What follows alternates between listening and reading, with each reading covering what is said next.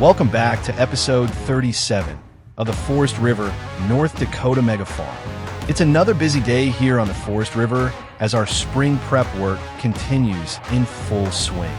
Year 5 is officially underway, and we've got a massive task ahead of us as we prepare and plant over 1,200 acres of land to kick off this new season. The field is drying up nicely, the equipment is fueled up, and it's time to put some serious hours on our fleet as we test out some brand new equipment for the very first time. Today, I've decided to change things up a bit and try out Anhydrous Ammonia application, something we've never done before here on the Forest River Mega Farm. Earlier this morning, I made a quick trip down to the dealership and picked up a couple of Dalton DW 21 shank toolbars along with a pair of Anhydrous wagons, so we can give this system a real test on our big fields. Right now, I've got our John Deere 9570 RT hooked up and ready to go, and we'll be heading out to our biggest field, the 300-acre stretch across the road from our old farmyard. I'll be setting the 9570 RT up on Courseplay to start making its first passes around the headlands, getting that anhydrous applied deep into the soil to give this field a strong start for the season. Once that's up and running, I'll head back into town to grab the second Dalton toolbar and the Case IH Steiger 620 that I rented to pull it. This thing is an absolute beast and should be perfect for handling the heavy load of the toolbar and wagon combo. After getting the anhydrous tank topped off, we'll send the 620 out to the same field to join the 9570 RT and double up the coverage to make sure we can get this massive 300-acre field fully treated in no time. While those two rigs are running smoothly, we'll swing over to check in on the other work we've got happening around the farm, because there's a lot going on today. Our John Deere 9RX is currently out at the Forest River Grain Elevator, planting canola into our big field out there using the Borgald air seeder. That's one of our biggest and most productive setups, and it's been following closely behind our two new John Deere 8R tractors, which are each running Landau vertical tillage discs. These Landals are doing an awesome job combining mulching and seedbed prep all in one pass, saving us a ton of time. The 8 rupees are just about finished with the tillage on that field, and once they wrap up, we'll be sending them down the road to Field 11, our 250-acre field that we harvested corn from last fall. That field's due for another round of tillage, and it's going to be a key piece of land for this year's crop rotation plan. Once those tractors get rolling, we'll have tillage, seeding, and fertilizer application all happening across 3 major parts of the map, truly showing what this mega farm can handle when everything's running full tilt. I'll also be keeping a close eye on our fill levels and making sure our anhydrous wagons stay topped off. Running 2 applicators at once can go through a lot of anhydrous quickly, especially on fields this size. By the end of today, I'm hoping to have most of the anhydrous applied on the 300-acre field, the canola planting finished up by the grain elevator, and the 8 rupees deep into tillage on Field 11. It's going to be a long day of multitasking, logistics, and keeping everything running smoothly. But that's what it takes to manage a farm of this scale.